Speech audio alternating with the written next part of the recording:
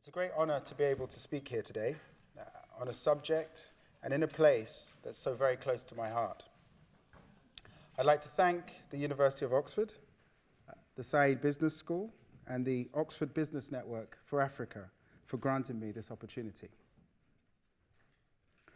By way of introduction, my name is Ladi Delano. I am an alum of this great institution, having graduated from a postgraduate diploma last year. I'm also a current student here, reading for my master's. And finally, I'm an African entrepreneur who's proud to call Lagos my home. So far today, we have discussed how to enable business in Africa, how to navigate non-market forces unique to Africa, and how to scale our businesses on the continent of Africa. However, my contribution to this conversation of an unreasonable Africa is simply to ask the question, why? Why are we investing our precious time and capital in Africa? Why do we all want to return to the continent of Africa? Why risk our future on a continent that is considered anything but risk-free? We all have dreams, and as a child, my dream was always to become an entrepreneur. I spent my childhood identifying and exploiting opportunities, and I remember being called into the headmaster's office on numerous occasions, being reprimanded for either doing deals or selling stuff to people at school. I was hopelessly ambitious, unashamedly enterprising, and even at that young age, more determined to make it in business than anyone else I knew. So much so that in the middle of my undergraduate studies, I decided to drop out in search of greener pastures and forge my way in the world as an entrepreneur. Over the next 10 years, I started several different businesses across several different continents. Some worked well and were extremely profitable successes, while many more were complete failures. Failures I learned from. It was during these ups and downs that I began to ask myself that pertinent question, why? Why am I doing all of this? Why did I drop out of university? Why am I chasing this dream? You see, when I came to Oxford in the summer of 2013, like so many before me, I came looking for answers. I found those answers in this very building. It was within these hallowed halls that I slowly began to make sense of my professional life. Before I arrived here, I'd always believed to be an entrepreneur was to embody capitalism in its most basic form. An individual who would position him or herself to exploit every opportunity for uncontrolled economic gain at any cost. Although I worked tirelessly to live up to Adam Smith's definition of capitalism in its purest sense, I never felt entirely comfortable with it. I felt like I was missing something. It failed to provide me with that sense of purpose that I so desperately yearned for. However, this all changed in a lecture theatre not too far away from here, where I was introduced to the concept of shared value. As many of you know, Michael Porter and Mark Kramer's paper argues that companies are too focused on short-term financial performance and are ignoring the true influences that determine long-term success. They premise their argument by asking, how can companies overlook the social and economic distress of the communities in which they sell and in which they produce? For me, this was a eureka moment.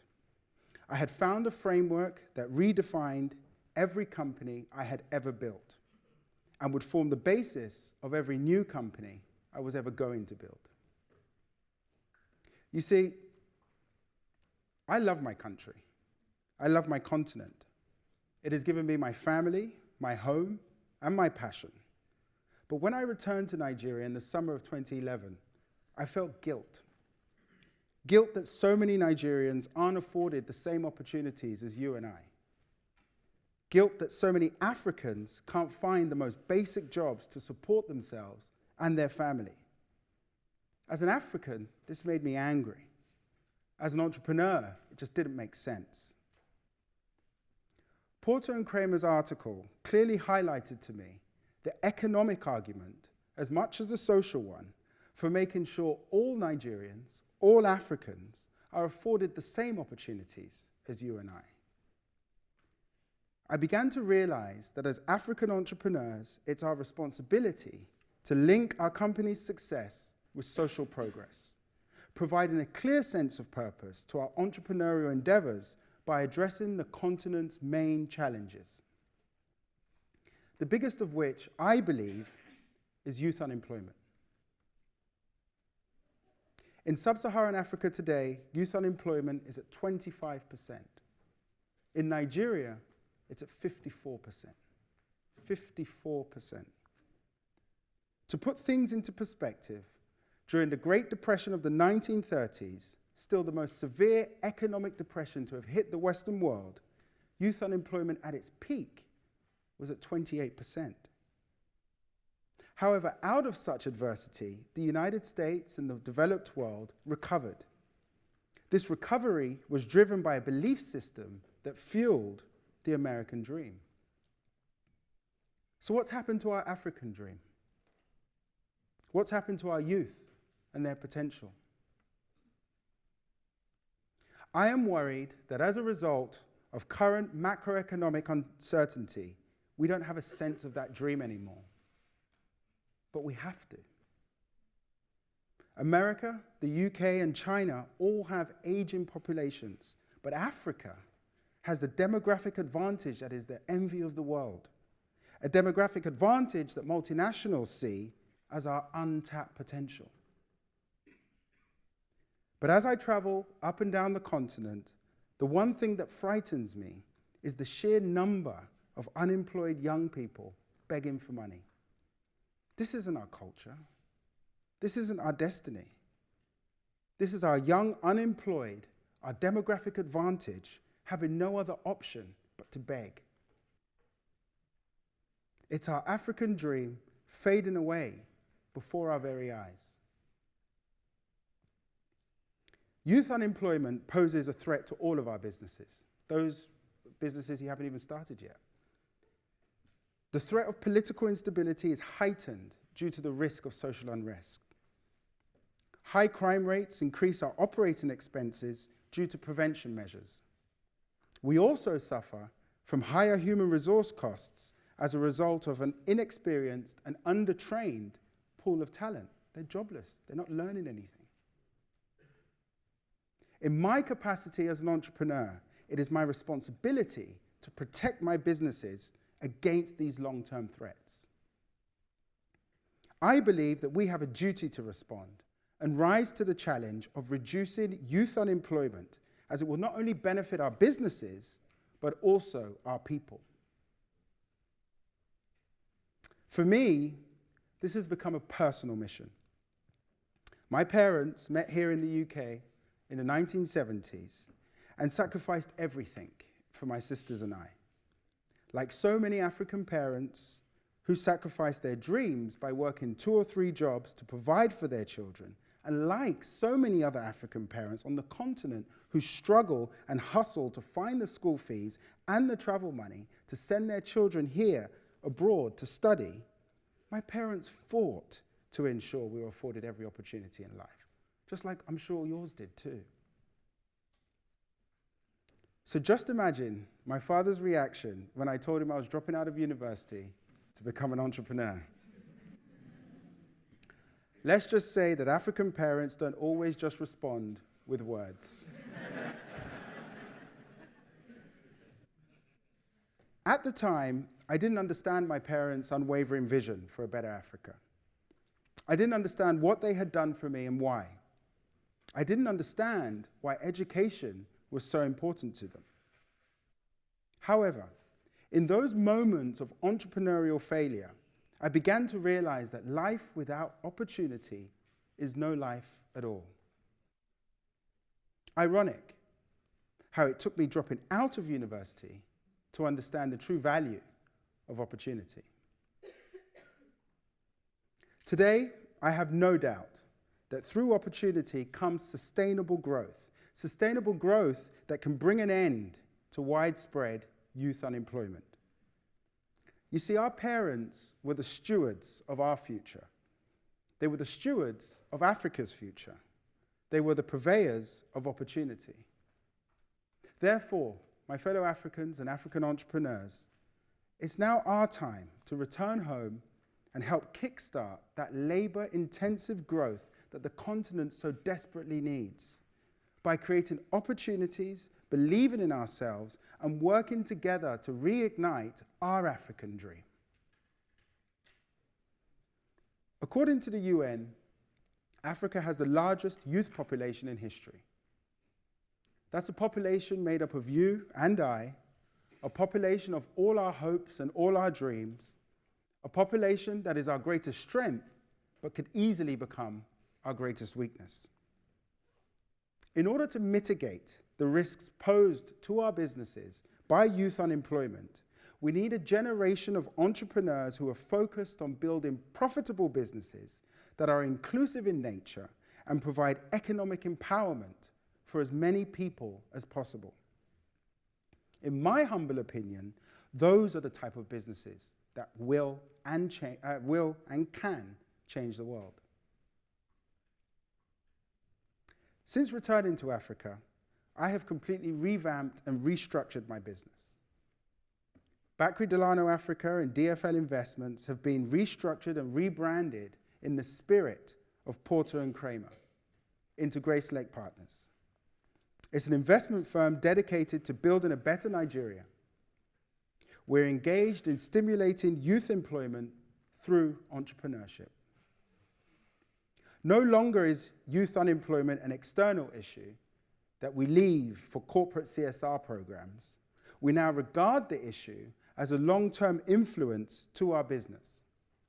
And therefore, we ensure that it's front and center of our risk management strategy. You see, by collectively addressing the risks that we all face to our business, we can all affect real change on the continent of Africa. I'll give you an example. At Grace Lake Partners, we have amended our investment philosophy to address the long-term threats posed by youth unemployment. We now ensure that all our investments are focused exclusively in labor-intensive sectors, such as agriculture, mining, and retail. No more oil and gas for us. Let's take the pharmaceutical retail sector, for example. This is a sector where 50% of all drugs bought and sold today are counterfeit, where unstable prices lead to erratic price fluctuations of everyday pharmaceuticals for Africans and Nigerians, where in an environment that is heavily dependent upon pharmacists for medical advice, poorly trained pharmacists are prescribing the wrong drugs to consumers. Our solution at GLP is a pharmaceutical retail chain aimed at the base of the pyramid. We promise everyday low prices, 100% original drugs, well-trained pharmacists, as well as a GP consulting room in every store. In 2016, we're going to open 10 new stores with the view to scale to 30 new stores in 2017. This is just one of 4 new investments we've made in labor-intensive sectors. But we haven't stopped there. We've got one step further, and we've founded an academy that specializes in adult education for our support staff and the local neighborhood youth to equip them with the education they need. I'm proud to say that with our support, 80% of the graduating class in 2015 have been admitted to universities across the country to study medicine, political science, biochemistry, and agriculture. Now, why is this relevant? Because these are young Nigerians who, through no fault of their own, had found themselves out of the system. But now, they have the opportunity to find employment and make an enduring contribution to our country's future. It is my hope that this virtuous cycle will be completed when we're able to induct these very same students into our business upon graduation. Students that understand our company culture already. This is reducing those human resource costs I mentioned. So now, when I look at Africa's insurmountable challenges, I don't fret anymore. I see opportunity. Opportunity that has redefined my sense of purpose. It is clear to me that Porter and Kramer's economic argument for social progress is not simply an idealistic theory, but a unifying framework that can deliver widespread, sustainable growth. Therefore, I urge you all to take the time and ask yourselves that pertinent question: why? Why do you want to build businesses in Africa? Why do you want to return to Africa? Why do you think your idea is relevant to Africa? When I now ask myself these questions, I reply that through entrepreneurship, we can create real economic value for ourselves, for our shareholders, whilst also helping to solve some of the greatest challenges that face the continent today. We can actually do that.